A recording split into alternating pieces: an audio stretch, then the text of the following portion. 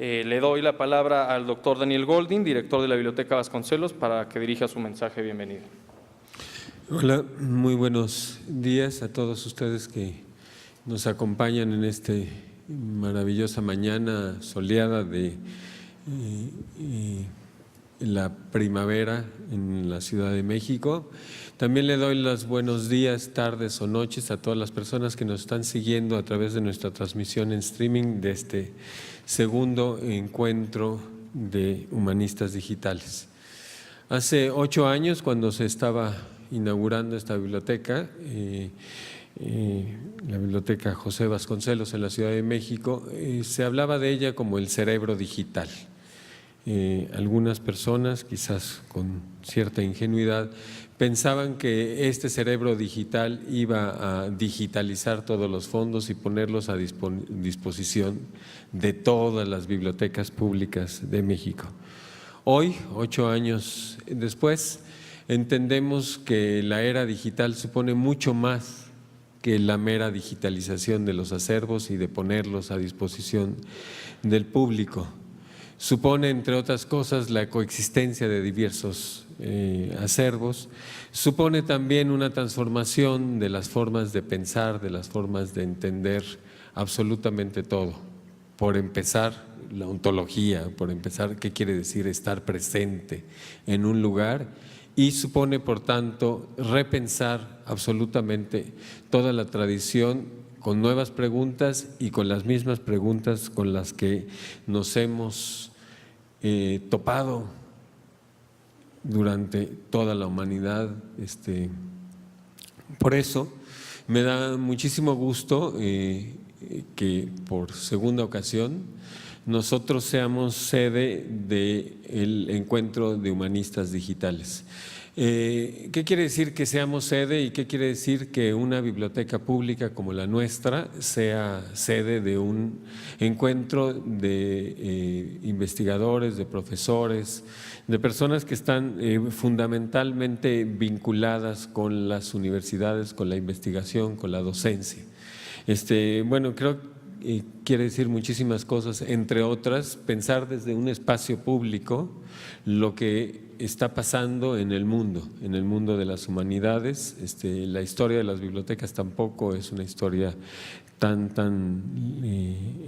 antigua, pero es una historia que también en donde las bibliotecas se abren a los públicos pues apenas con los Médicis. Y entonces hoy que estamos aquí, estamos preguntándonos desde un lugar distinto.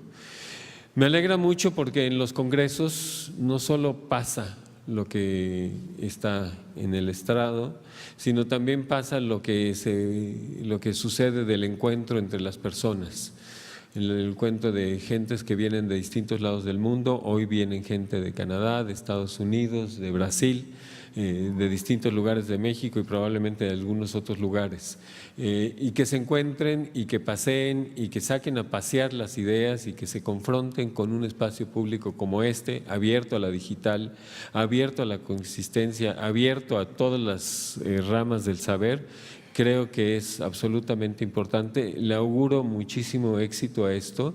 Creo que a partir de ahora vamos a poder tener entre la Biblioteca Vasconcelos y la Red de Humanistas Digitales un fructífero trabajo que espero que no se reúna nada más, se concrete nada más en encuentros bianuales, sino que pueda prolongarse a lo largo de todos los días o de muchos días. Y también quiero felicitar a esta red que ha sabido desde un un espacio de la sociedad civil, desde universidades, desde gente que son verdaderos apasionados por las humanidades y también por lo digital, haber sabido organizar por ellos mismos, con muy pocos apoyos, un encuentro tan magnífico y tan interesante. Muchísimas gracias y sean todos ustedes bienvenidos.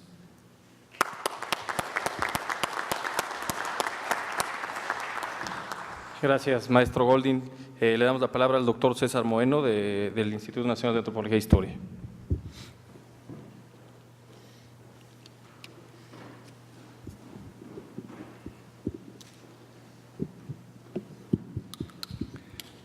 Muchas gracias. Muy buenos días a todos ustedes, a todas ustedes, donde quiera que estén. Buenas tardes, buenas noches y sobre todo muchas gracias a los que están aquí presentes en este auditorio magnífico de esta Biblioteca Vasconcelos, que en los últimos años, gracias al trabajo de Daniel Goldin, es cada día más viva y está más presente en el espíritu de los lectores de esta Ciudad de México.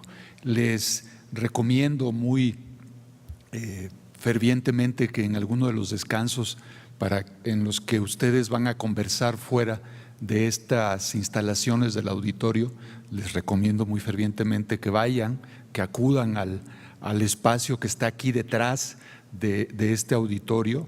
Es una instalación que combina el acervo del patrimonio industrial de la ciudad con el acervo del patrimonio vegetal de nuestro país. La verdad es que es uno de los espacios más hermosos de nuestra ciudad, no solo de esta biblioteca, y ya que tenemos el privilegio, gracias a la anfitrionía de Daniel Goldin, los invito, con tu permiso, Daniel, a que vayan a conversar allá. Creo que lo van a disfrutar.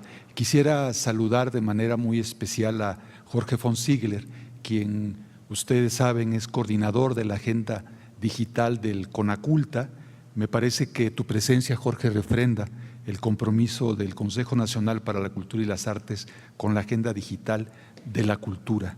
Saludo especialmente a Alexander Gil, que es coordinador de este encuentro, pero además es uno de los principales impulsores de la agenda de las humanidades digitales, no solamente en nuestro continente. Evidentemente la apuesta es que sea una agenda global.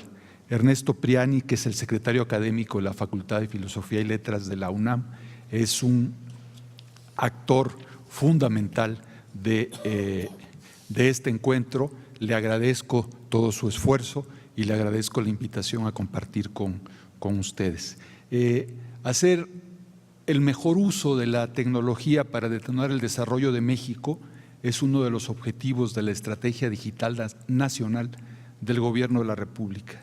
Es por ello que el Instituto Nacional de Antropología e Historia ha impulsado iniciativas que promueven y fortalecen el vínculo que une la tecnología y las humanidades. Una de estas iniciativas es sin duda este segundo encuentro de humanistas digitales que hoy estamos iniciando gracias a la participación de ustedes. Desde el año 2012, con el primero y ahora con este segundo encuentro, México, me parece que gracias a ustedes se ha colocado a la cabeza de los países de nuestro continente, tanto por su poder de convocatoria, diálogo e intercambio de ideas, como por el impulso al acceso del conocimiento a través de las nuevas tecnologías. Ustedes lo saben mejor que yo, según el Instituto Cervantes, solo el 5% del contenido que hoy existe en la web se encuentra en español. De allí que resulte apremiante empatar el avance del desarrollo tecnológico con las disciplinas humanísticas y estrechar los lazos entre las humanidades digitales de Iberoamérica a través de la investigación y la educación en materia digital en nuestros países de habla hispana. Es fundamental que por medio de la tecnología, como herramienta, los investigadores puedan acceder, compartir y difundir cualquier tipo de conocimiento y sus avances por medio de los nuevos canales tecnológicos para llegar a más académicos y sobre todo al público usuario en todo el mundo. Ustedes también lo saben, de acuerdo con los datos de la encuesta en hogares sobre disponibilidad y uso de las tecnologías de la información que se dio a conocer apenas hace unos días en nuestro país, en México 46 millones de personas utilizan Internet de manera cotidiana. De ellos, el 62% tienen entre 12 y 34 años y son los que más usan este servicio. Es a ellos, me parece a mí, a quienes está dirigido este encuentro, porque conforman evidentemente nuestro presente, pero sobre todo el futuro de nuestro país. Déjenme compartirles otro dato que también de seguro es conocido por todos ustedes. De acuerdo a diversas fuentes, la primera vez que la humanidad logró duplicar el volumen de sus conocimientos tardó 1750 años en hacerlo. La segunda vez solo le tomó 150 años.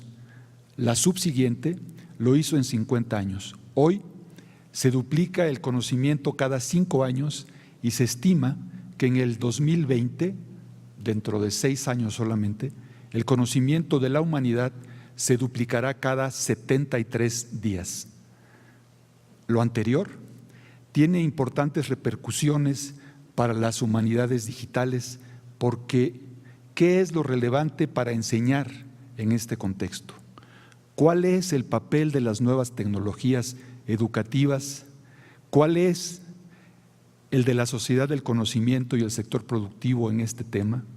Es decir, ¿cómo vamos a compartir todo ese conocimiento que tenemos la posibilidad de duplicar cada 73 días a través de los nuevos formatos y de acuerdo a las exigencias de los tiempos?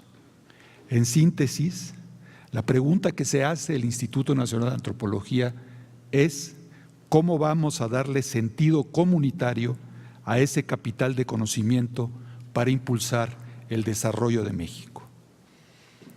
En busca de responder estas interrogantes, para el INE es importante consolidar las humanidades digitales.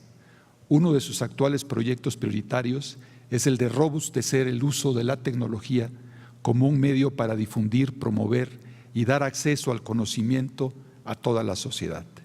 En este sentido, el Instituto de Antropología ha realizado distintas acciones que se pondrán a discusión aquí y que evidentemente en este momento se las ahorro. Por todo ello, quiero compartir con ustedes que con el compromiso de avanzar en la discusión e impulso de las humanidades digitales en México, el Instituto Nacional de Antropología e Historia los convoca desde hoy a participar en el primer Congreso Internacional El Patrimonio Cultural y las Nuevas Tecnologías, una visión contemporánea que se llevará a cabo en noviembre de este año.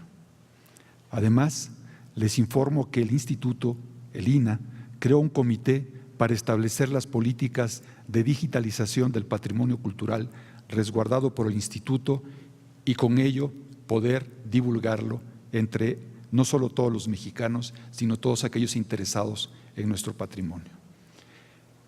Quiero hacer público mi reconocimiento a la Red de Humanidades Digitales por su tesón, por su profesionalismo y el trabajo de hoy, del pasado y sobre todo el trabajo que van a realizar en el futuro. Les deseo que este encuentro de humanistas digitales sea de provecho para todos y logre concretar acuerdos y proyectos por el bien de la cultura de México. Muchas gracias.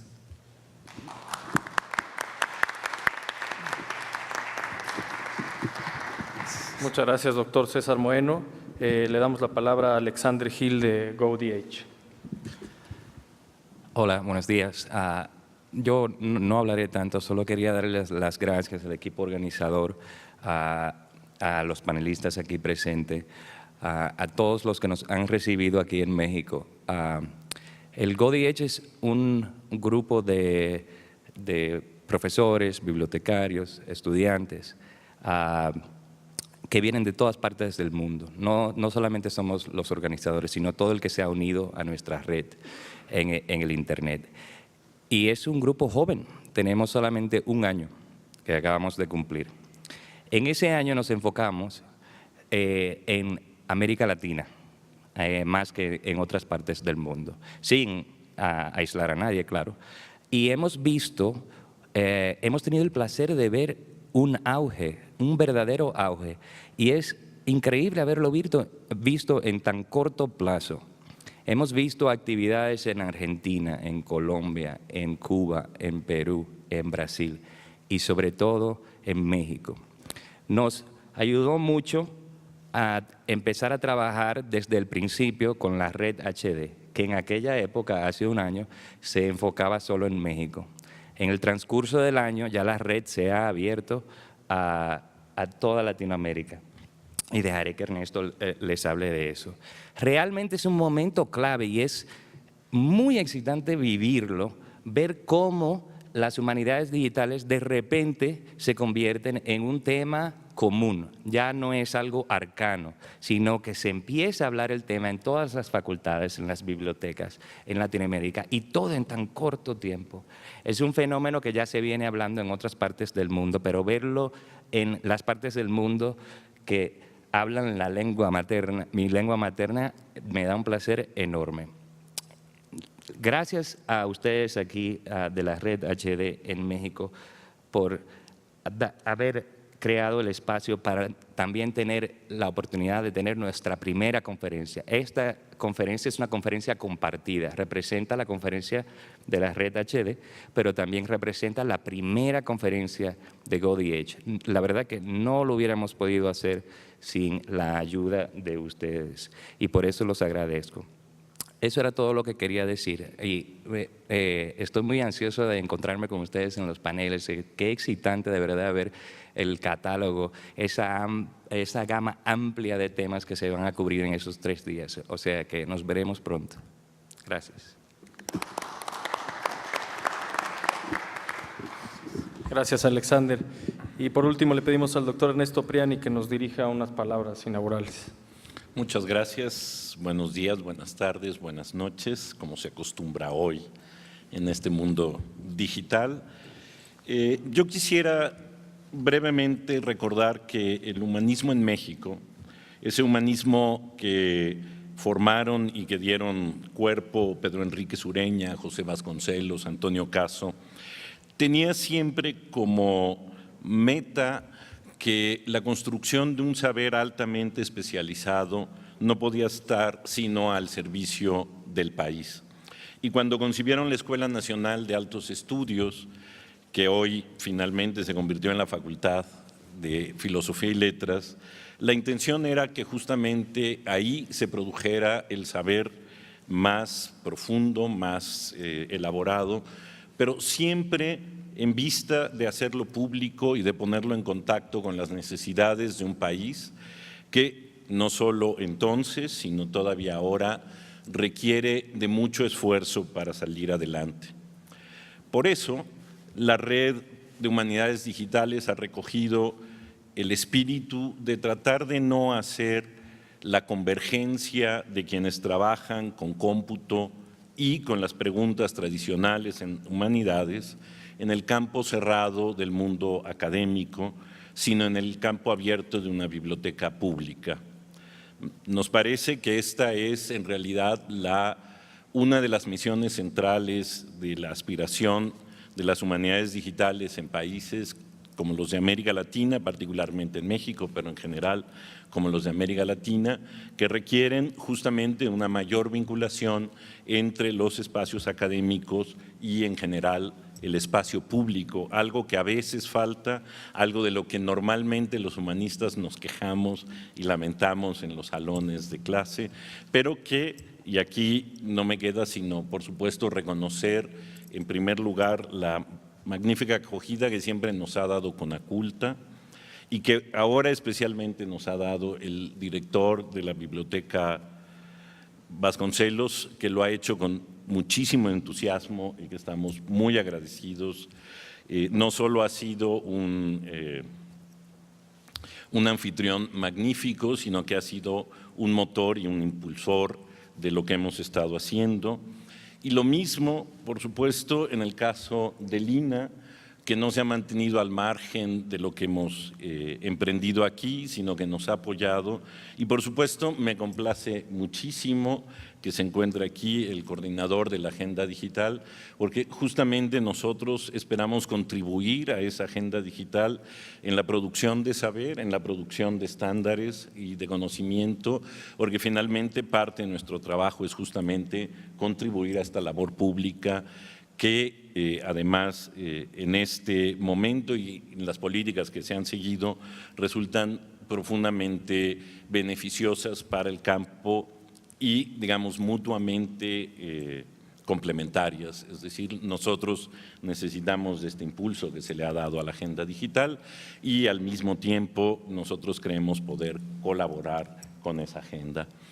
De manera que no me queda pues sino agradecer, porque es gracias justamente a ellos que hemos podido sacar este evento del espacio universitario, hacerlo un espacio de convergencia público, de académicos, pero también de público en general, de quien quiera acercarse aquí. Y este es finalmente el mensaje que queríamos dar al hacerlo justamente en la Biblioteca Vasconcelos.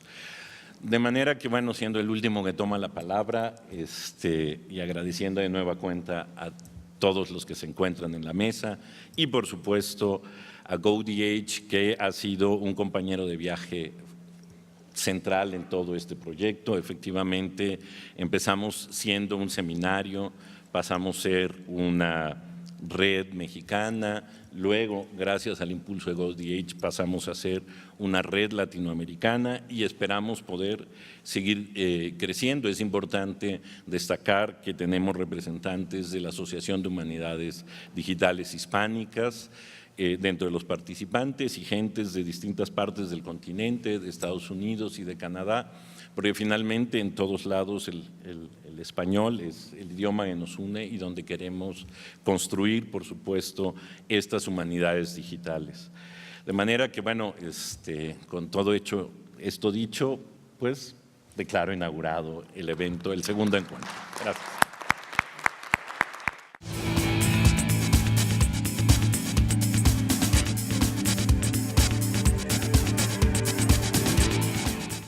Vamos a dar inicio con Alberto Martínez, que viene de la Biblioteca Daniel Cosío Villegas del Colegio de México, quien va a presentar su ponencia que se titula Reingeniería de Bibliotecas Académicas para las Humanidades Digitales.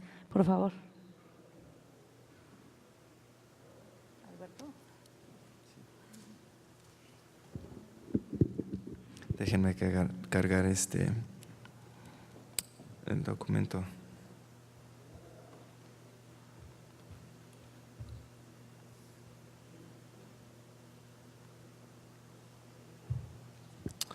Ok, como mencionaron, yo vengo de la Biblioteca Daniel Cosío Villegas y lo que yo les quiero presentar es el proyecto de la Biblioteca Siglo XXI, que es un proyecto de ampliación y renovación de la biblioteca, y mis reflexiones dentro del contexto de las humanidades digitales y cómo hemos tomado los propósitos de las humanidades digitales para formular una estrategia dentro del plan de renovación. Hablando un poco del Colegio de México, fue fundado en 1940 por la inmigración de españoles académicos aquí durante ese periodo. Es una institución pública enfocada casi a estudios superiores con 2 licenciaturas, lo otro es doctorados y maestrías. Se enfoca también a cuestiones dentro de las humanidades y ciencias sociales y contamos con 350 alumnos y 400 profesores. Entonces casi hay una relación 1 a 1 de profesor-alumno. La Biblioteca Daniel Cosío Villegas fue fundada también en 1940, pero tal cual como la conocemos hoy en día, se inauguró en 1976 con la renovación y la creación del edificio actual. Dentro del plan de la construcción de la biblioteca siempre se tenía en mente tener la biblioteca en el centro del campus, obvio, ahí hablando de la importancia que le querían dar a la biblioteca dentro del proceso de investigación y docencia. Contamos con 500,000 volúmenes distintos, tenemos una política de solo un título, un volumen, no tenemos duplicados. Y hemos aplicado lo que yo diría es un modelo americano tradicional de bibliotecas y servicios, dado a que la formulación del proyecto fue hecho por Ario Garza Mercado, con varios colegas, sus colegas de los Estados Unidos. La biblioteca en sí se reconoce como un agente de cambio a nivel nacional y latinoamericano. Muchas de las innovaciones que salen de ahí tienen un alto impacto dentro del ámbito de bibliotecas académicas en México. Nosotros fuimos los primeros en adoptar el uso del sistema Aleph, el catálogo de Exlibris, y por lo tanto muchas bibliotecas dentro de México empezaron a adoptarlo. Iniciamos nuestros proyectos de digitalización en los 90s, igual a la migración a sistemas automatizados de metadatos, y también hemos colaborado con varias instituciones internacionales con proyectos como Legislación Mexicana, que trabajamos con Harvard, entre otras. Entonces hemos dentro de nuestras propias estrategias y planeación estratégica, siempre tenemos ahí destacado que es importante que nosotros estemos al tanto de las tendencias en bibliotecas y las prácticas que se están haciendo a nivel mundial para poder aplicarlo y apoyar las actividades académicas dentro de la propia institución. Y además apoyar a otras bibliotecas en México con este proceso de adoptar y nuevas soluciones para sus propias comunidades y darles el apoyo necesario en tanto tecnologías e infraestructuras si sea necesario. Entonces, tal vez ahorita se están preguntando qué tiene que ver bibliotecas con las humanidades digitales. Por lo menos en esta conferencia hay muy poca participación de bibliotecarios, lo cual no es tan común fuera de México y las conferencias de humanidades digitales. Pero para contestar esto, las bibliotecas adquieren, crean, organizan y dan acceso a la materia prima de los investigadores en muchos casos, y aquí estamos hablando de libros y otros objetos de información, y también objetos electrónicos digitales.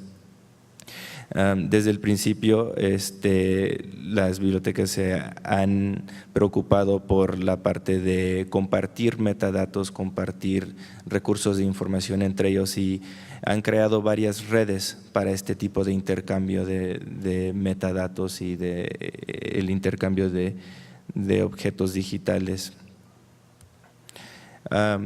También nosotros nos hemos preocupado por las nuevas formas de interactuar con información y procesos de investigación. Esto es algo que siempre se ha enfocado en las bibliotecas, introducir nuevas herramientas, nuevos procesos, la digitalización de productos como revistas, periódicos, cosas al estilo que tienen una muy corta ciclo de vida, pero por medio de la digitalización podemos garantizar el acceso a largo plazo.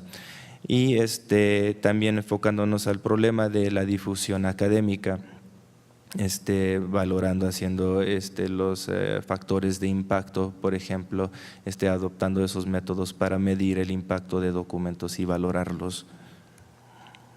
Y curaduría digital, que es otra práctica dentro de las humanidades digitales y es algo que se ha hecho tradicionalmente dentro de las bibliotecas por medio de diseminación selectiva de información y otras prácticas como guías de temas y libguides y cosas al estilo.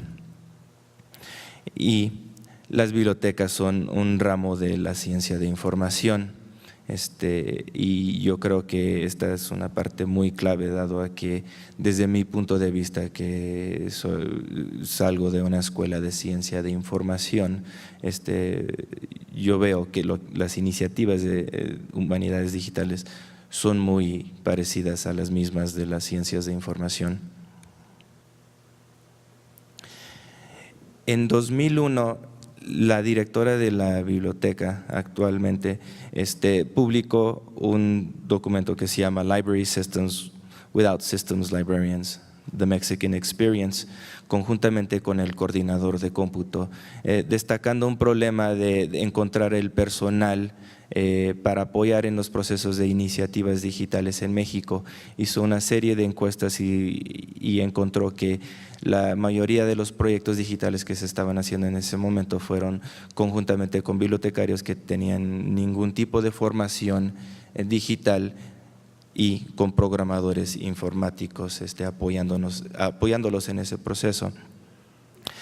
Comenta Micaela y Abelardo ahí en ese documento que en ese momento todavía no era algo para preocuparse, todavía no era algo que puede ser catastrófico dentro de bibliotecas, dado a que los proyectos de digitalización en ese tiempo eran muy pocos, pero reconoció que en el futuro se iba a necesitar personal dedicado a crear estrategias de digitalización, ver los proyectos digitales, ver el asunto de la infraestructura tecnológica dentro de las bibliotecas, si es que vamos a tener éxito y ser relevantes en el futuro. Y ahí es donde entro yo. Yo fui contratado por la biblioteca hace 6 años con este objetivo de apoyar a la dirección en la adopción de proyectos digitales dentro de la biblioteca Daniel Cosío Villegas.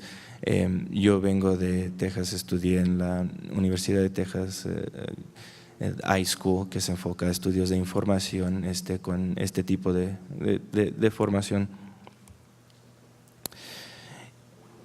Bueno, ese era el contexto.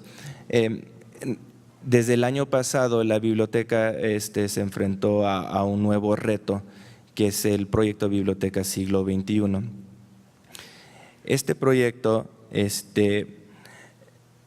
fue presentado por el director, el presidente de la institución, consiguió el apoyo y fondos necesarios para crear un nuevo proyecto para ampliar la biblioteca y para renovar sus espacios. En esto también nos dio el reto de marcar tendencias y ser el punto de referencia en tanto bibliotecas del siglo XXI, por lo menos en México. Como dice aquí, era transformar a la biblioteca de manera que integra los elementos que le han caracterizado con las tendencias marcadas por los cambios en las formas de acceso a la información y el comportamiento de los usuarios en el uso de la información y la tecnología. Aquí estábamos viendo al principio espacios flexibles como una solución, fomentar la colaboración, impulsar nuevas formas de trabajo académico y ser más orientada hacia tecnologías y recursos digitales. Iniciamos este proyecto con una serie de encuestas, grupos focales y tratando de hablar directamente con la comunidad, así como no somos muy grandes, podemos sentarnos con los profesores y los alumnos y hablar sobre sus opiniones y de los servicios de la biblioteca, los espacios, los apoyos que les brindamos y cómo podemos mejorar todo eso. De la misma manera empezamos a visitar otras bibliotecas aquí en México y en los Estados Unidos, ahorita vemos esas, y la evaluación de consultores externos que se dedican a estos tipos de proyectos. Aquí estamos hablando de 2 colegas de los Estados Unidos. y también resolver necesidades que ya estaban previamente identificadas por la biblioteca. Entonces, en tanto las visitas, iniciamos con una visita en Seattle University. Vimos el Lemieux Library, que ganó el premio por un icono académico de Library Journal en 2012. Ellos, conjuntamente con varios arquitectos que trabajaron en el proyecto de la Biblioteca Pública de Seattle, crearon su propio modelo de biblioteca académica que incluía estudios de grabación, centros de multimedia muy especializados y cosas al estilo. También visitamos el Tecnológico de Monterrey, el Campus Puebla, que también estaban aplicando varias propuestas innovadoras dentro de México en tanto los servicios y espacios. Y luego también visitamos a las bibliotecas de Stanford University por medio de una invitación de Michael Keller, que fue una de los consultores del proyecto. Ahí visitamos varias de las bibliotecas, si no es que todas. No sé si visitamos todas, Glenn. No todas, ok. Y vimos los servicios que tenían dentro del sistema, que eran servicios geoespaciales, por ejemplo, digitalización automatizada. La infraestructura de los mismos edificios era muy interesante y algo que aplicamos, los Information and Research Commons, y también hablamos un poco sobre los procesos y servicios que brindaban dentro de ese sistema de bibliotecas. Entonces, aquí vemos a Michael Keller conjuntamente con Teodoro González de León, que es el que está trabajando en el proyecto con nosotros.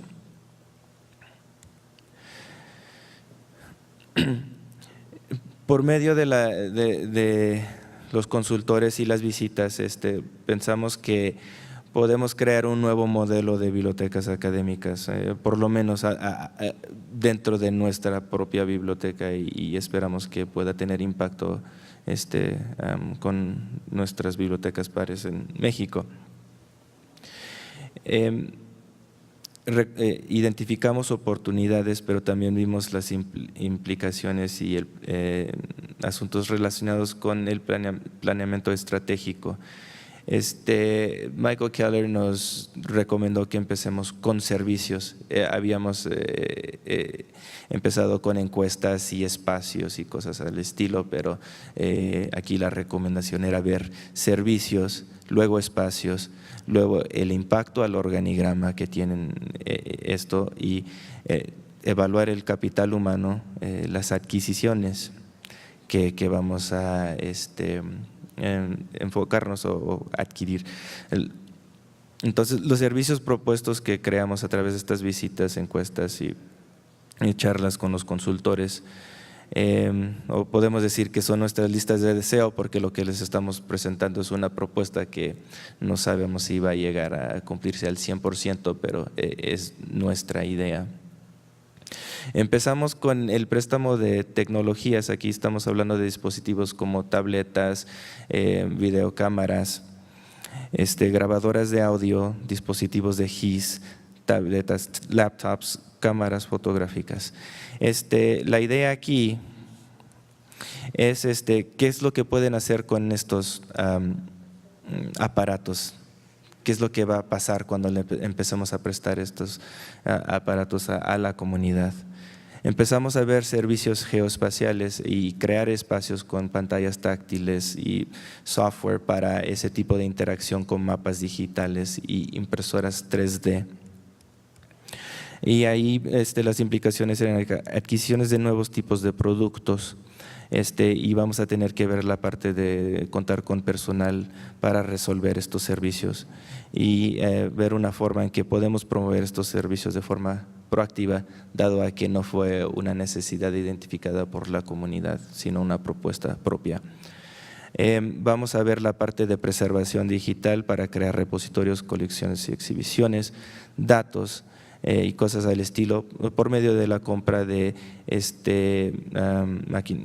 aparatos de digitalización automatizado y manual, y las implicaciones ahí serían cómo utilizar ese equipo, cómo capacitar el personal para usarlo, ver la asesoría, ver la parte de asesoría sobre derechos de autor en la digitalización.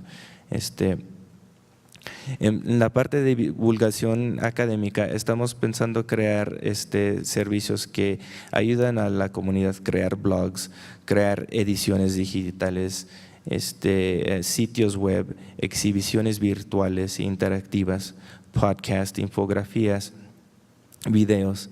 Entonces, aquí ya estamos hablando de cosas que tradicionalmente no se hacían dentro de la biblioteca, como un servicio hacia la comunidad. Entonces, tenemos que crear espacios para la edición de audio, video, y ahí estamos hablando de cuartos con aislamiento acústico, el software como Vegas Studio y Pro Tools y cosas al estilo para diseño web.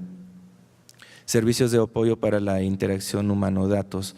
Estamos pensando en adquirir y crear herramientas para interactuar con los datos que vamos a adquirir dentro de la biblioteca y que tal vez vamos a almacenar para la comunidad. Proveer consultoría para la comunidad en cómo utilizar estos datos y cómo interactuar con los sistemas, y promover los mismos servicios. Y aquí otra vez enfrentamos el problema del personal, cómo vamos a capacitarlos o contratar.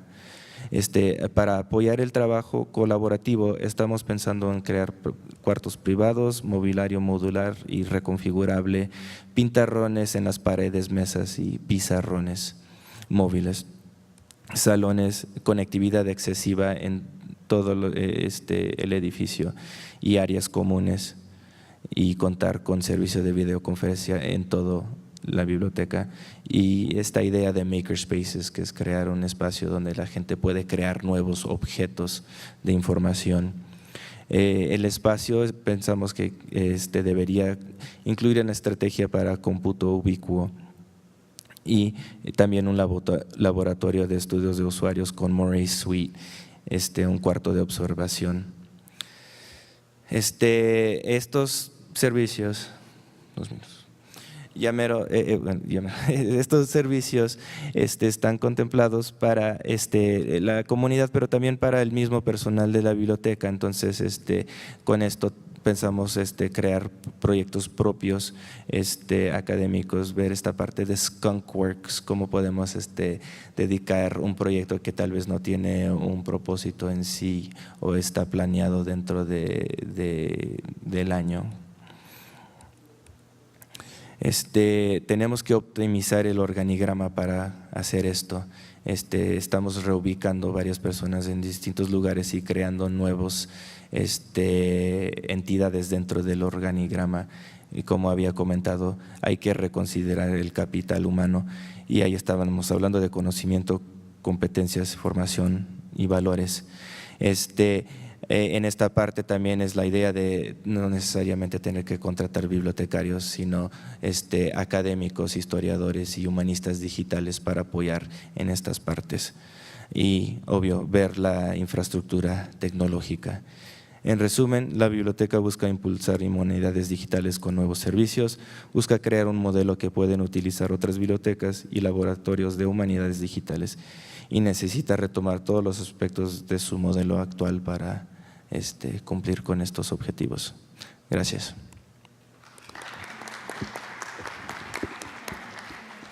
Agradecemos mucho a Alberto Martínez, quien ha presentado este proyecto, y vamos a la siguiente conferencia, que en este caso cambiaremos el orden por la cuestión de las presentaciones. La siguiente ponente se llama Luisa Hernández, y ella viene de la Coordinación Nacional de Desarrollo Institucional del Instituto Nacional de Antropología e Historia, y va a presentar la importancia de conformar, definir políticas de clasificación y catalogación de los acervos digitales del Instituto Nacional de Antropología e Historia. Por favor. La ponencia la dividiré en 3 secciones. La primera les hablaré un poco del contexto del instituto. En la segunda, los procesos que tenemos pensados, los que estamos realizando para la conformación de estas políticas, y al final pues una breve reflexión con respecto a la distribución de las mismas.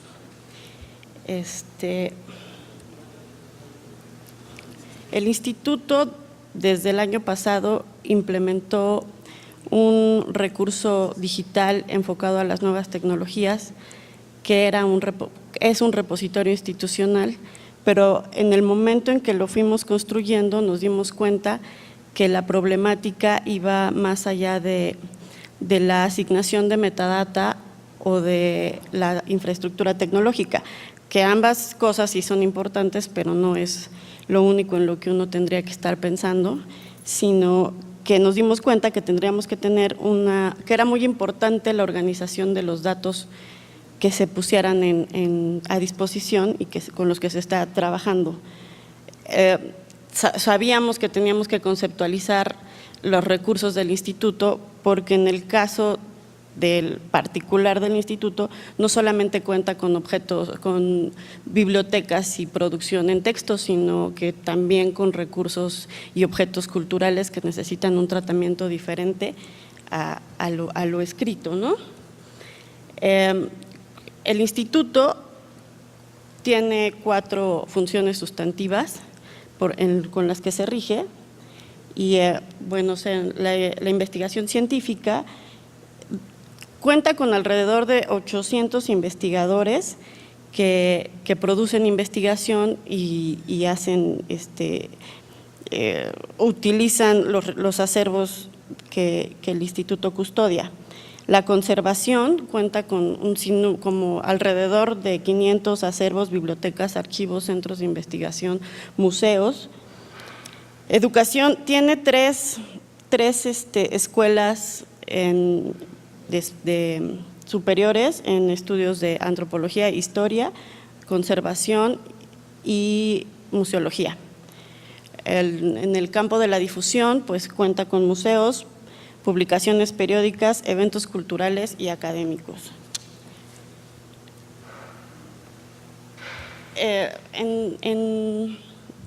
Hemos identificado que existen una gran variedad de recursos dentro del instituto que necesitan un tratamiento específico de acuerdo al tipo de recurso que se está manejando. Igual, una metadata específica para cada tipo de objeto sí se necesita, pero también se comparten datos que entre cualquier tipo de objeto, ¿no?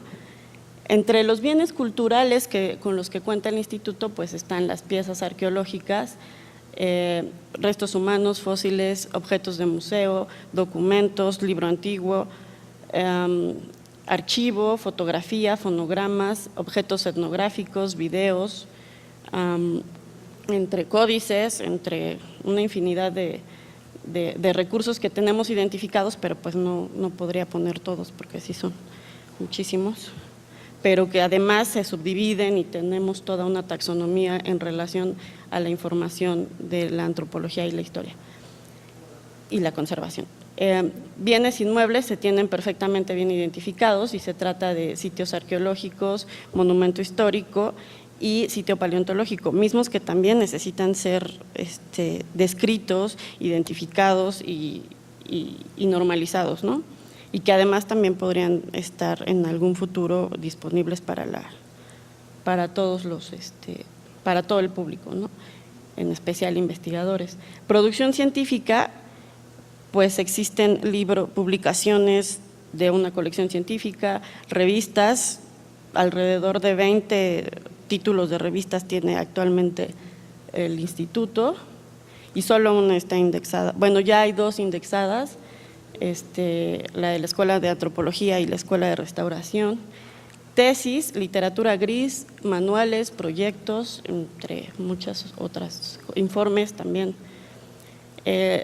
Cuando se pensó en las políticas de clasificación y catalogación de los recursos digitales, se pensó en homologar los criterios y la manera en que se estaba trabajando en el instituto, porque pues al haber tantas cosas y tantos especialistas, pues se hacían esfuerzos aislados y se trabajaba de acuerdo a las necesidades de cada uno, pero sí se enfrentaban a problemas de concordancia, de homologación, de sistematización, de estándares, de normatividad y de procesos claros para poder tener un proyecto de digitalización, pues digamos, exitoso. Los objetivos de estas políticas son establecer lineamientos para una adecuada digitalización que permitan la preservación de objetos culturales.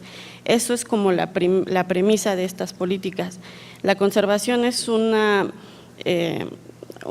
disciplina, además una actividad sustantiva del instituto, y sí hay muchos recursos que deben de ser digitalizados para lograr su preservación. Conformar criterios de clasificación de los diferentes recursos en resguardo del instituto. Esto tiene que ver con la homologación de los criterios para que no haya discordancia entre la clasificación la clasificación y descripción de los recursos. Integrar comités especializados para el análisis de acervos y validación de contenidos. Es importante la curaduría también de lo que se está catalogando y clasificando. Sabemos que es un trabajo que se tendría que hacer a nivel de especialización, porque pues sí, efectivamente no es fácil y no es una actividad sencilla, sino más bien es muy especializada y específica, ¿no? Los mecanismos de privacidad para el uso, pues tiene que ver con la usabilidad de los mismos recursos. Las condiciones de producción de estas políticas, pues está trabajando ahorita un comité de digitalización conformado por especialistas que lo que tiene como labores cotidianas es el análisis de los acervos y la situación en la que se encuentra, identificarlos. Tenemos problemáticas de que existen muy pocos de los recursos están catalogados en su forma analógica, entonces también eso podría impedir un poco la digitalización, pero estamos armando estrategias y manuales para que eso se pueda sistematizar pronto. La definición de estándares, aquí en el comité ya identificamos una serie de metadatos que coinciden para la descripción de todos los recursos del instituto y que podrían tener que se comparten, ¿no? Son 8 metadatos que nos permiten describir a cualquier objeto y que ese mismo sea recuperable. Con esos mínimos, no quiere decir que sean los únicos, en realidad son los básicos, pero de acuerdo a las necesidades de cada objeto, pues eso se debería de ampliar, eso es ideal. Generación de instrumentos para la descripción, pues manuales, fichas y protocolos para que esto pueda tener un flujo metódico. El análisis jurídico, pues publicar una política institucional, pues sí implica un análisis legal y normativo de los intereses y las funciones directas del instituto. Las condiciones de circulación de estas políticas están encaminadas al uso que se le deberían de dar. En ese sentido, investigadores, empleados y estudiantes del instituto están pues obligados casi a seguir estos protocolos para que pues no se sigan haciendo esfuerzos aislados y en desorden un poco. Todos los centros de trabajo encargados de la clasificación y la catalogación sí los deberían seguir puntualmente, y la descripción de los recursos sea homogénea, sistematizada y normalizada en todos lados, ¿no? En todos lados donde se necesiten aplicar. Las condiciones de recepción de las políticas, pues las vinculamos a la aplicación mismas de estas, ¿no? Hemos dividido los tipos de políticas y la primera sería de clasificación, y esta está completamente vinculada a estándares internacionales que nos permitan tener también cierta concordancia con los recursos que se catalogan en otros lugares, ¿no?, del mundo y de México. Las políticas para los procesos de digitalización, aquí tendríamos que tomar en cuenta una serie de aspectos que van desde la preservación, identificar y evaluar los acervos, cuáles son los que se necesitan urgentemente intervenir de manera digital para su preservación, que se consulten demasiado y por cuestiones también de protección de los documentos o de los objetos no se estén manipulando cotidianamente. Que esté catalogado también ya es una ventaja para un proceso de digitalización. Y bueno, la relevancia o la importancia que el instituto le dé a ciertos objetos que deberían de ser puestos en este tipo de formatos, ¿no? La preservación, pues, tiene que ver ahí más bien con los formatos que se utilizan para la preservación de los recursos. Existen tipos de formatos para la preservación y tipos de formatos para la salida de los recursos. El instituto sabe que necesitamos tener un tipo de formato para las salidas que tengan, las diferentes salidas que tengan los objetos, y otro para su preservación de mayor calidad y de mayor durabilidad. Las políticas de privacidad, pues sí estamos optando por hacer análisis de licencias y saber hasta dónde poder tener limitadas o no las políticas, ¿no? Que pues sí se está pugnando por un libre acceso del uso y distribución de los materiales, ¿no? Las políticas de evaluación, pues están estrechamente vinculadas al uso y la usabilidad de los recursos.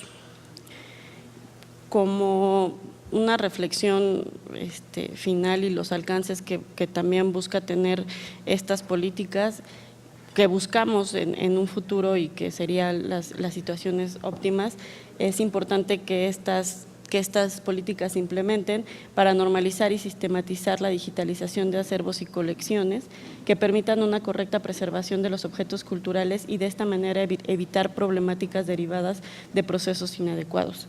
Desarrollar un sistema homogéneo para el control de acervos o colecciones que faciliten su consulta y perfilar las políticas a ámbitos más amplios en relación a la web semántica. Y en un futuro cercano el instituto ponga a disposición sus colecciones en formato digital, brindando fuentes especializadas para el desarrollo de la investigación y la enseñanza en su ámbito. Muchas gracias. Agradecemos a Luis Hernández su interesante ponencia y vamos a la última ponencia de esta mesa que presenta Guillermo Morales, quien viene de la Dirección General de Bibliotecas de la Universidad Nacional Autónoma de México, y su trabajo se titula La digitalización de libros antiguos de la Biblioteca Central, retos y dificultades organizativas. Primero, agradecer la oportunidad de estar en un foro tan amplio con tantas perspectivas alrededor de un mismo tema. Y bueno, empecemos. Al igual que otras bibliotecas universitarias del país, la Biblioteca Central de la Universidad Nacional Autónoma de México cuenta con un modesto acervo de libros antiguos, unos 3.270 libros impresos y manuscritos europeos y novohispanos que fueron hechos entre finales del siglo XV y principios del siglo XIX. Como muchos lo saben, la importancia de estos documentos no solo radica en su antigüedad, sino en su valor histórico como parte del conjunto de bienes patrimoniales del país. La pertinencia de su rescate, salvaguarda y difusión son temas de gran interés para muchas disciplinas que abordan el estudio del libro antiguo desde distintas perspectivas. Por tal motivo, la confección de herramientas que faciliten el acceso y la recuperación de la información que estos documentos puedan aportar es una tarea primordial que los recintos que resguardamos estos bienes culturales estamos, digamos, moralmente obligados a realizar. Durante el primer trimestre del año 2009, la DGB de la UNAM dio inicio a una planeación de un proyecto que contemplaría la digitalización de los libros más antiguos con los que cuenta su biblioteca central. Dicho proyecto se estructuró siguiendo el plan de desarrollo de la universidad presentado por el rector para el periodo 2007-2010 que demanda, y cito, ampliar la disponibilidad de documentos buscando el uso óptimo y compartido de los recursos para beneficiar al mayor número de entidades académicas, mediante la creación de unidades de apoyo a la investigación y el desarrollo de la biblioteca digital. Fin de cita. Sin embargo, la redacción e implementación de un proyecto que pretendía digitalizar alrededor de 3.000 documentos con más de 200 años de antigüedad no sería tarea fácil. Hubo que desarrollar políticas de selección claras que establecieran qué documentos constituirían el universo de trabajo, pues aunque las intenciones fueran las mejores, existen factores que imposibilitarían la digitalización de algunas obras, tales como, evidentemente, los recursos económicos con los que se contó, o incluso el propio riesgo latente sobre el estado conservativo de los documentos resguardados. Esta ponencia se centra en la descripción de la planeación, ensayo y ejecución del proyecto de digitalización de libros antiguos, que inició en septiembre del 2009 y se culminó hasta marzo del 2012. Es brevemente una bitácora de ensayos y errores que pretende documentar la búsqueda de soluciones para los retos y las dificultades organizativas y técnicas halladas durante su desarrollo, pero sobre todo es una memoria de proyecto que desea difundir la noticia de los recursos generados con la ambición de impulsar la creación y el perfeccionamiento de herramientas digitales dirigidas específicamente a los humanistas. Los proyectos de digitalización de libros antiguos han permitido un enorme avance en su rescate. Con una buena digitalización se obtiene un documento que emula a su original impreso, facilita la consulta del contenido intelectual de las obras por varios lectores a la vez, proporcionando una reproducción casi facsimilar de los documentos. Además, se eliminan las restricciones de su consulta por motivos conservativos y se evita el traslado del usuario al recinto donde son custodiados. Pero la digitalización de estos libros no se reduce a la conversión de formatos de análogo a digital, aunque es exclusivamente de lo que habla esta ponencia, sino a la obtención de documentos digitales bien organizados que logren la recuperación y diseminación de la información vertida en estos libros para la generación de nuevo conocimiento. Veamos. Como ya se mencionó, la DGB en el 2009 decidió iniciar un proyecto así. Por tal motivo, se asignó una partida presupuestal destinada exclusivamente a la digitalización del Fondo Antiguo de la Biblioteca Central con el fin de garantizar su preservación y facilitar la consulta de estos documentos por parte, en un principio, exclusivamente de su comunidad, es decir, los universitarios. Así, el primer punto a tratar fue precisamente determinar quién, cómo y en cuánto tiempo se realizaría dicha digitalización. Para este fin se lanzó una licitación pública nacional que convocó a los proveedores de estos servicios, tanto nacionales como extranjeros, para que presentaran sus propuestas técnicas. ¿Por cuántas imágenes se solicita el trabajo? ¿A color o en blanco y negro? ¿A qué profundidad de bits? ¿En qué formato? ¿Se pueden guillotinar los libros? ¿Se podrán trasladar los libros a las oficinas de la empresa para obtener las imágenes? Estas preguntas eran las que presentaban las compañías participantes y dejaron claro dos cosas. Por un lado, muchos de ellos no tenían la menor idea a qué tipo de trabajo se enfrentaban o con qué tipo de documentos lo harían. Por el otro, y creo que es más importante, nos plantearon un panorama no considerado antes. Los requerimientos básicos para obtener imágenes de alta calidad que sirvan verdaderamente para la investigación, es decir, imágenes de alta resolución que permitan no solo leer el texto impreso, sino también los detalles en los grabados o en la impresión de los mismos tipos.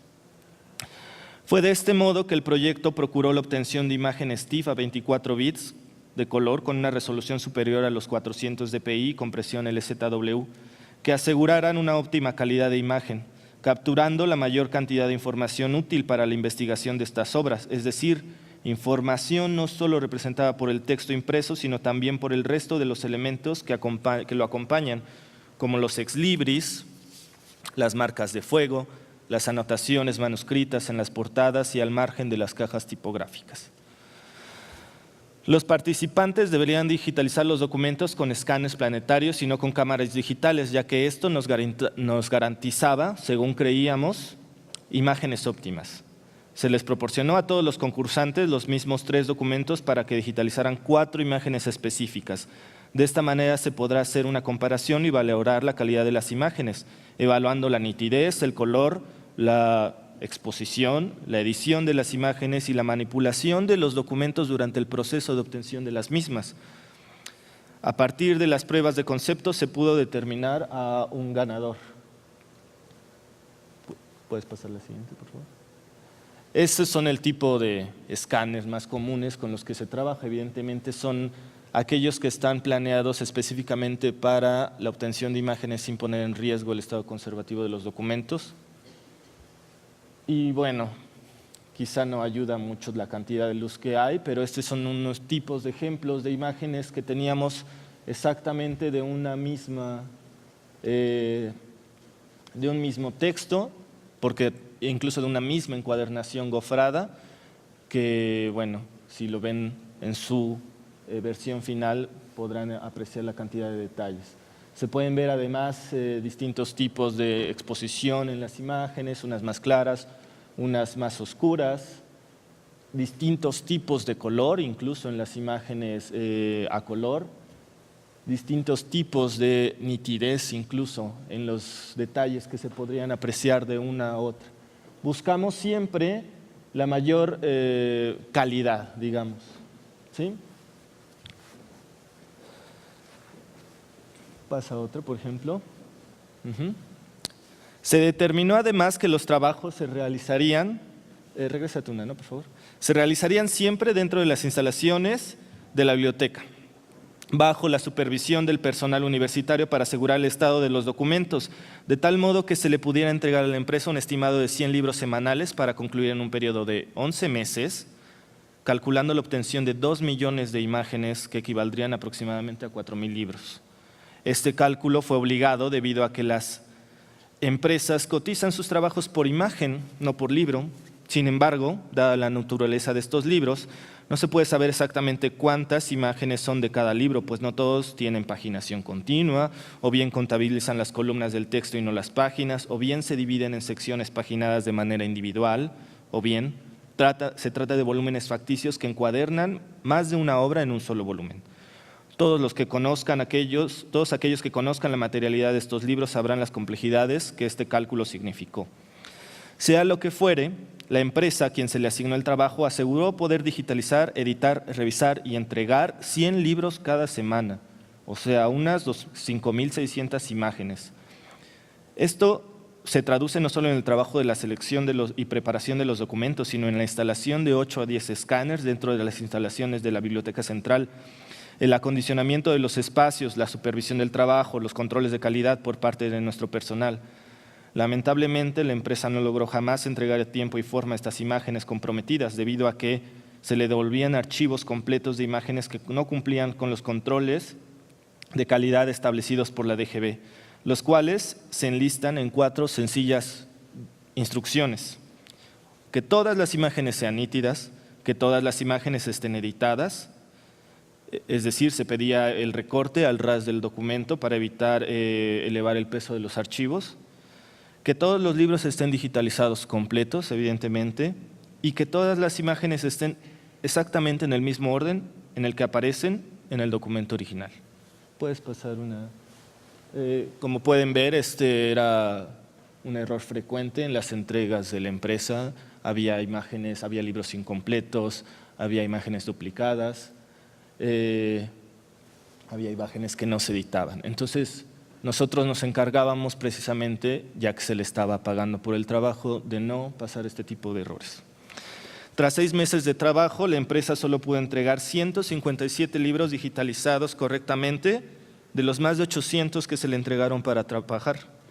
No contaba más con un escáner planetario de alta resolución, un técnico especialista y 3 editores. Bueno, las imágenes que se obtenía de su escáner eran tan pesadas y sus equipos de cómputo tan obsoletos que la edición de las imágenes y la transferencia de datos se convirtieron en un cuello de botella para el proyecto. Se rescindió el contrato y se tuvo que volver a empezar todo. El mal trago sirvió mucho como aprendizaje para la mejor planeación de unas nuevas bases técnicas que especificarán no solo la cantidad de imágenes o el formato o el tiempo de trabajo, sino además el flujo, las entregas, la compresión, la calidad, la nomenclatura de los archivos, la calibración de los equipos, la generación de archivos complementarios JPG para el visualizador web y PDF para su descarga, así como su almacenamiento dentro de nuestros servidores. En esta ocasión decidimos incluir equipos de digitalización que emplearan cámaras digitales profesionales, considerando que si la herramienta era manipulada por un especialista se podrían generar imágenes de alta resolución para los fines que buscábamos.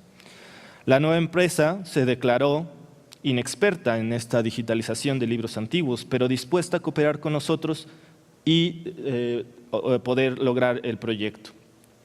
Fuimos guiando paso por paso y supervisando todo el proceso de conversión de formatos, desde el funcionamiento del escáner, la manipulación correcta de los libros, hasta la calibración de los monitores donde se editaban las imágenes y la iluminación de los documentos durante el escaneado, o mejor dicho, durante las tomas fotográficas, para que ésta fuera uniforme y no alterara el color de las páginas. Resolvimos problemas de curvatura de imágenes, de color, escalamiento y profundidad de campo. Este es el tipo de, digamos, mesa de fotorreproducción que se empleó. Si pueden ver en los dos extremos, bueno, ahí solo hay una cámara, pero se empleaban dos cámaras que fotografiaban a la vez un par de páginas, tanto pares como nones, y después en el proceso de edición, además de recortar, se ordenaba todo. Puedes pasar la siguiente. Este es los problemas de curvatura más frecuentes a los que nos enfrentábamos. Libros que por su antigüedad o su estado conservativo tenían las estructuras demasiado tensas y no permitían una apertura óptima. Lo pudimos resolver perfectamente. Por ejemplo, esta es la toma de una imagen que es un grabado que viene contenido en 2 páginas. Entonces, es prácticamente imperceptible esta curvatura en la unión de las costuras de los libros. Una vez que logramos obtener las imágenes con la calidad deseada, los errores más comunes encontrados eran de otra naturaleza. Respondían sobre todo a lo complejo que resulta en ocasiones la estructura propia de los libros antiguos. ¿Y en qué se distingue un impreso moderno de un impreso antiguo?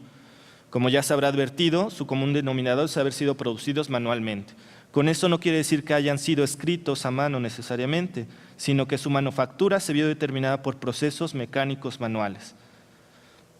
Además, el libro antiguo, como documento histórico, es susceptible al deterioro que el tiempo mismo le confiere.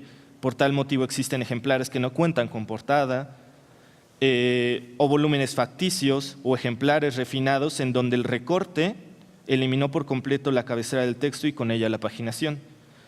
Debido a estos factores, los editores encargados de colocar en una sola carpeta la totalidad de imágenes generadas de un solo libro confundían en ocasiones los archivos y en ocasiones revolvían y mezclaban las imágenes de más de un libro en una sola carpeta, o bien nombraban más las carpetas de imágenes, poniendo en riesgo la asignación de un conjunto de imágenes, es decir, un paquete de estas, a un registro bibliográfico que no le correspondía.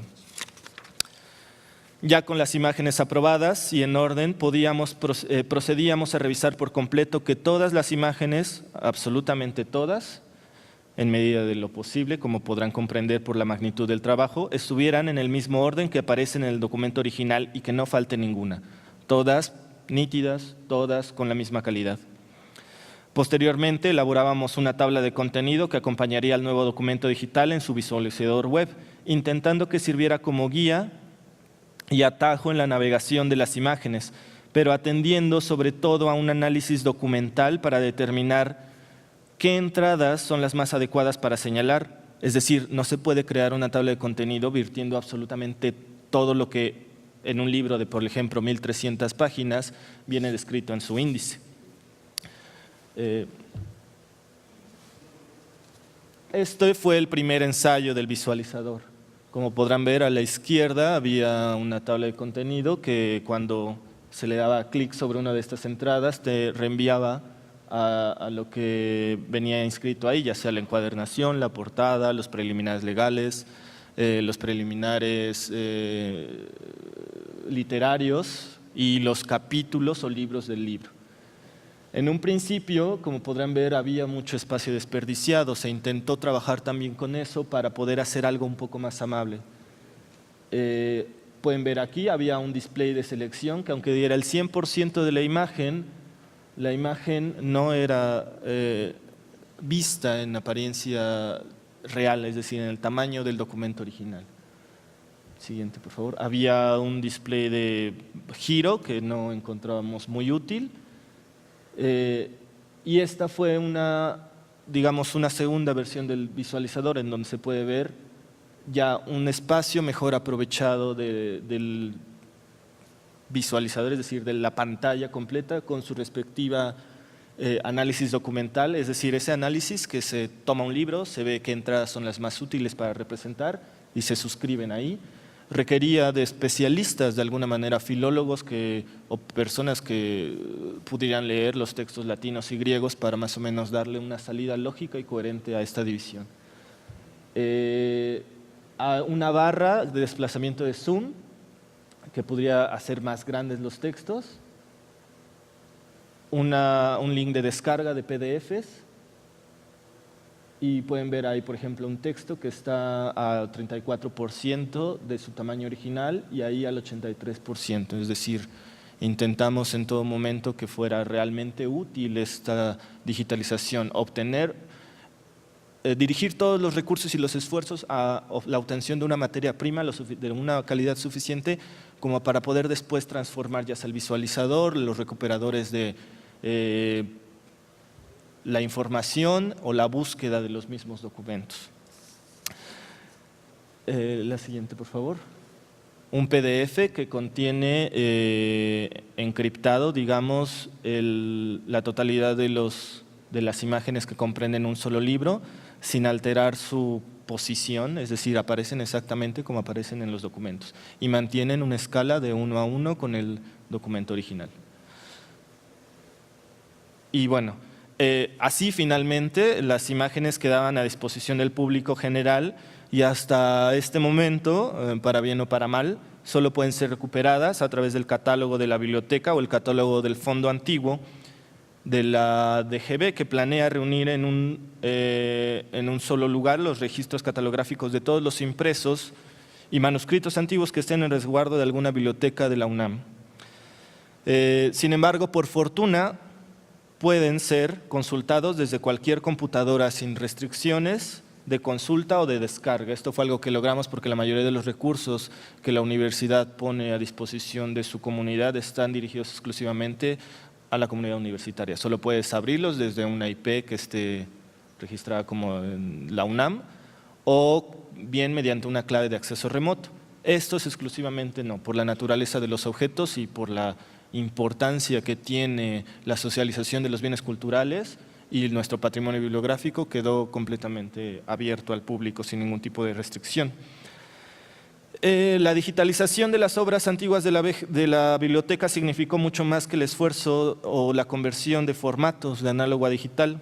Significó el esfuerzo de un grupo de personas que se enfrentaron sin experiencia previa a tareas que solicitaron un escrupuloso examen continuo durante todo el proceso, tanto en la supervisación de la obtención de las imágenes y el cuidado de los libros, como en la organización de los recursos recién generados y su almacenamiento. Del mismo modo, en los controles de calidad del producto final, que garantizara imágenes útiles en los posibles escenarios de investigación de estas valiosas obras. Tras un gran esfuerzo, logramos concluir una primera etapa, esto es, la digitalización de 4,000 libros, que se traducen en la obtención de 2 millones de imágenes a color con una resolución mínima de 300 dpi, disponibles a través del catálogo en línea. Materia prima útil con la que se pueden desarrollar posteriores proyectos de difusión, investigación, modelos de recuperación de los recursos digitales, procesamientos OCR para minería de textos. El límite lo dictarán los frutos que de este modesto esfuerzo se den. Muchas gracias. ¿Alguien del público tenga alguna duda, pregunta, comentario? La pregunta es ¿qué pretendemos hacer con los makerspaces dentro de la biblioteca Daniel Cosío Villegas? El makerspace es más desde nuestro punto de vista un concepto En sí, el proyecto, como había mencionado, mucho de lo que proponemos no fue un servicio identificado por la comunidad, sino en algunos casos propuestas nuestras o lo que hemos visto en otras bibliotecas. Nosotros pensamos proveer las herramientas y los espacios, pero en realidad es dejar que el usuario sea creativo, que haga lo que quiera hacer con lo que tiene a su disposición y pensar en producción académica en otra manera, algo distinto. ¿Qué tal si creas una base de datos que complementa tu tesis y a partir de eso sigues gestionándolo a largo plazo? Por ejemplo, con las impresoras de 3D, si las obtenemos, sería crear mapas topográficos y modelos de ciertas cosas que se están estudiando. Pero nosotros más bien queremos capacitar a las personas en utilizar estas herramientas y no necesariamente imponer una serie de servicios. Sí, sí.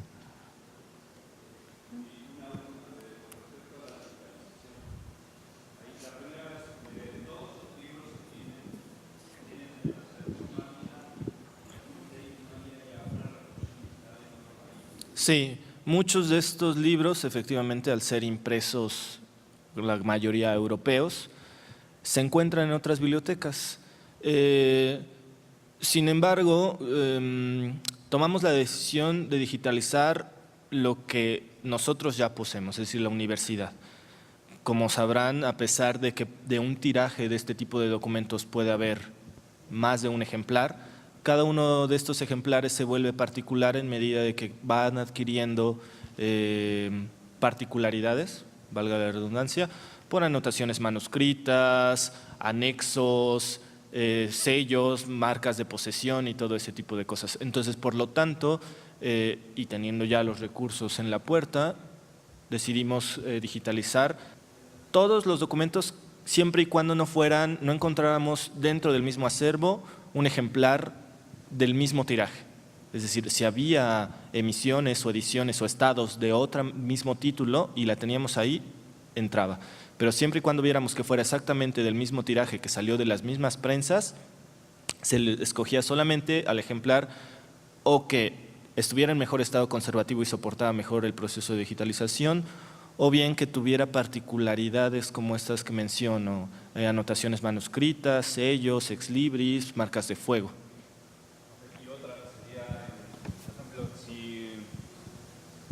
Si a partir de, si tuvieras fotografía, es decir, foto o microfilmación, de todos modos tendrías probablemente esta deformación por la cámara. ¿Recomendarías, si hay dinero y hay recursos, evitar justamente la digitalización del microfilm del libro antiguo y seguir, por ejemplo, un proceso en el que ustedes llevaron para eliminar justamente todos estos? Pues mira, hasta donde sé, el microfilm, la microficha es la que ha asegurado, por ejemplo, esta preservación como materialidad, como material, ¿no? Se habla mucho ahora de que, bueno, se están digitalizando muchos acervos, pero pues las imágenes digitales también son susceptibles a desaparecer. Entonces, si se tiene planeado una digitalización para la preservación, para la conservación, creo que está equivocado el camino. Para la preservación sí, porque a partir de la obtención de imágenes y la difusión y la investigación de estas obras, los documentos originales se conservan porque se pone el dedo sobre ellos y se marca una importancia para que sigan estando como están ya representados en estos formatos digitales.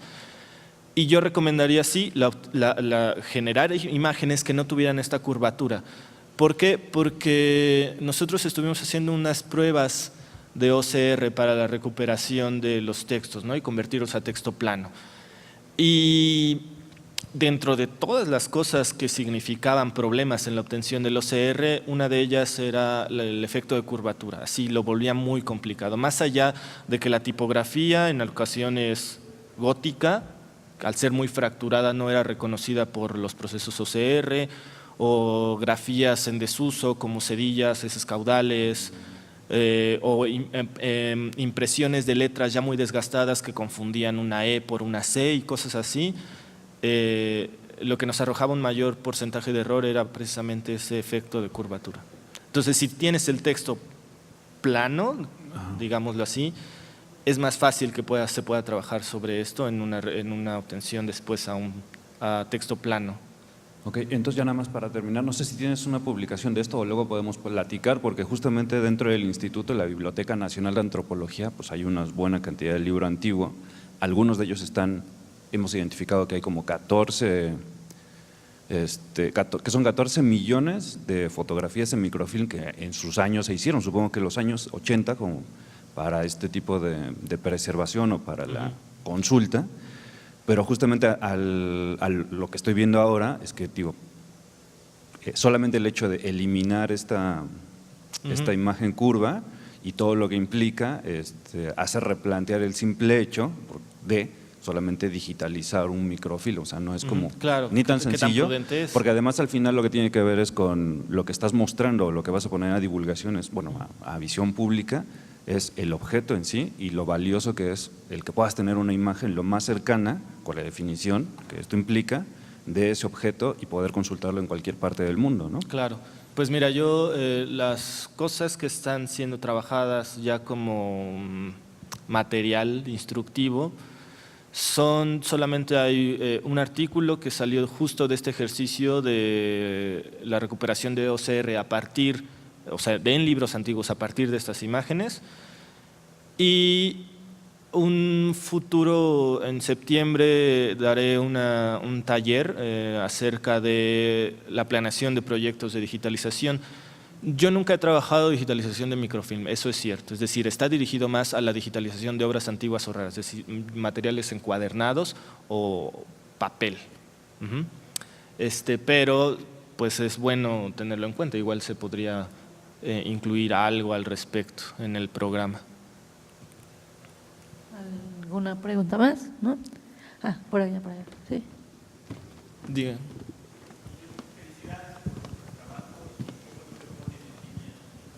Gracias. Si lo que ustedes están haciendo corresponde a una política de digitalización de la Dirección General de Bibliotecas o es un trabajo unitario. Pues mira, separado. Los proyectos se planean con base efectivamente a una organización institucional. En este caso, particularmente para este proyecto, fue el plan de trabajo que la Rectoría emitió para el periodo, no el actual, sino el pasado, y por lo tanto nosotros, a partir de la Secretaría de Desarrollo Institucional y luego la Dirección General de Bibliotecas, estábamos en el mismo marco.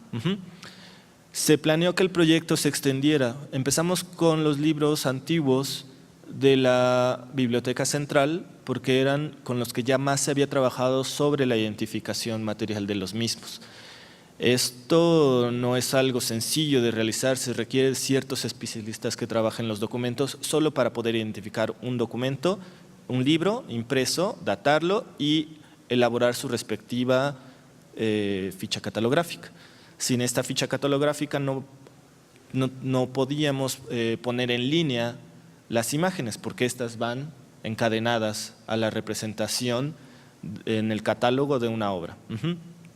Entonces, aunque se planeó para más bibliotecas, no solamente era el trabajo de obtención de las imágenes, sino también que se avanzara en la catalogación de estas obras y que incluso cada una de las entidades lograra identificar correctamente si le preguntábamos, bueno, usted declara libros antiguos, ¿cuántos?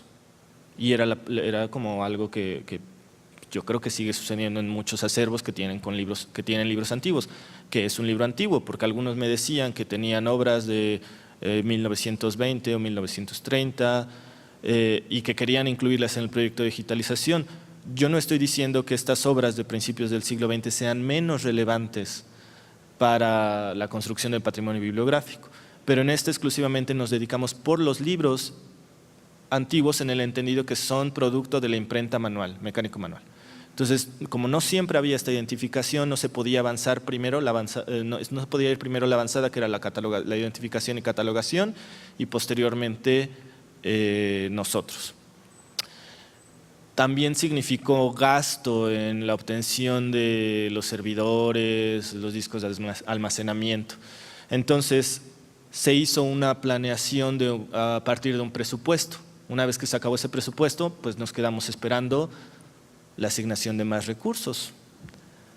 Yo creo que este tipo de espacios es útil para lo mismo, aunque no lo creamos. La divulgación de este tipo de proyectos exigirá a las administraciones que se continúen, si es que son realmente útiles, ¿no?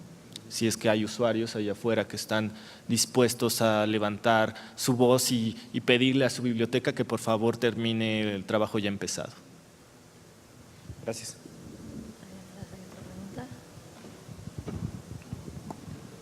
Buenos días, mi nombre es Alda Flores, yo soy asesor político en la Cámara de Diputados y bueno, yo nada más vine aquí a ver unas cuestiones sobre la creación de un libro que hice porque lo hice a base de puros medios tecnológicos, entonces lo voy a presentar a Durango y lo tengo que defender. Me llamó la atención que ahorita que están hablando ustedes de los acervos de biblioteca, hay una situación con la biblioteca de la Cámara, lo voy a exponer ante todos, no me importa, porque la biblioteca ha sido ahorita víctima de los abusos del poder dentro de la misma institución. La administración de la biblioteca cayó a manos del grupo parlamentario del PRD. En estos últimos años, la verdad, yo que conozco la biblioteca desde hace 7, no ha mejorado absolutamente nada. Creo que a ustedes les ha pasado la misma situación, que una mala administración recae también en el uso del usuario y también inclusive dentro del mismo personal que se ve afectado, porque no crece, no va creciendo su trabajo y no va mejorando la tecnología, inclusive la consulta y la materia prima van siendo afectados también. ¿Qué opinión tienen ustedes tres sobre una mala administración en una biblioteca?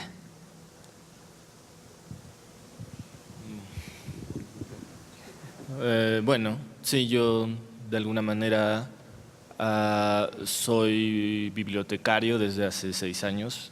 Me ha tocado sufrir, ¿sí? Las políticas administrativas que muchas veces parecen, lo diré sin mayor empacho, parecen más bien caprichos.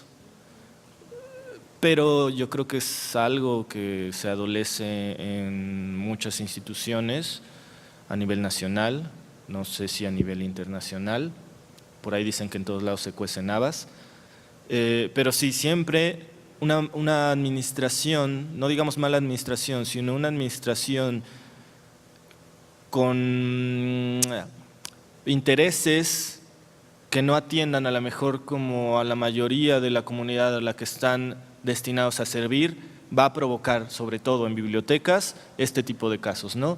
Que la biblioteca no funcione como un órgano el cual debe ser, ¿no? Dirigido a la investigación, al estudio y a la generación, sobre todo de nuevo conocimiento. No sé qué opinión tengan mis colegas. Yo creo que estos retos se presentan donde sea. Yo creo que una de las características de los proyectos de humanistas digitales es que a veces son obras de amor y iniciativas propias. Si bien la administración no está dispuesta a dar fondos para un proyecto o están orientados hacia algo más, de lo que yo he visto con mis colegas es que siempre tienen sus propios proyectos personales que están relacionados con su trabajo, pero es un interés propio y iniciativa personal. En mi caso, estoy creando una base de datos de fotografías de chicanos en los Estados Unidos, dirigido hacia una comunidad abierta. Nadie me ha dado dinero sobre eso, no lo he propuesto ante mis directores, ni creo que sería de su interés, pero es iniciativa propia. Entonces, todos tenemos que manejar con estos retos administrativos que se presentan, igual con el proyecto de que yo estaba presentando, se han presentado muchos retos, muchos cambios de opinión, muchas trabas, muchas cuestiones políticas, pero aún así seguimos adelante, porque por el propio interés que tenemos como bibliotecarios en nuestra biblioteca. Pues yo no soy bibliotecóloga, pero sí utilizo mucho las bibliotecas. Pues sí, los problemas de la administración también en el instituto se tienen, ¿no? Y de eso pues no se salva las instituciones. Lo que pues puede funcionar bastante bien pues son la planeación, la metodología con la que se administren los recursos de la biblioteca con la que tienen, ¿no? Pensar en los usuarios y también en sus sistemas tecnológicos para la consulta y la difusión de la biblioteca, ¿no? Pues, bueno, sí, me gusta mucho esto porque voy a ser sincera con todos. Los mismos trabajadores de la biblioteca me conocen desde hace 7 años. Yo hice servicio social en la Cámara, he estado trabajando, ahí saqué mi publicación y a raíz de que llegó la nueva administración son puros abogados, de verdad me da pena decirlo, pero no saben ni siquiera en dónde están parados. Quitaron una base de datos de entrada del usuario para detectar nombre de usuario, clave de trabajador, si es visitante y qué tema consulta. Eso ya no está ni siquiera en la Biblioteca del Congreso, cosa que en la UNAM y en otras instituciones no llegas y te llegas a la entrada y te actualizas, ¿no? Nombre por su base de datos de ustedes, no por estadísticas.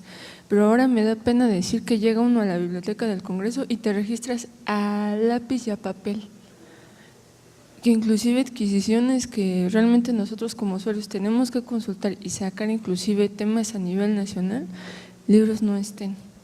Y los mismos trabajadores me han pedido mi consultas porque ya me conocen de hace muchos años. No soy bibliotecóloga tampoco, soy administradora pública y trabajé un año en el Archivo General de la Nación y me preguntan de todo y al llegar aquí con ustedes la verdad me encuentro yo con otras realidades. En otras bibliotecas creo que esa biblioteca la han ido saqueando, creo que ustedes han ido evolucionando continuamente. Gracias. Bueno, pues con esta última intervención cerramos y terminamos esta primera mesa. Los invitamos a tomar un breve descanso.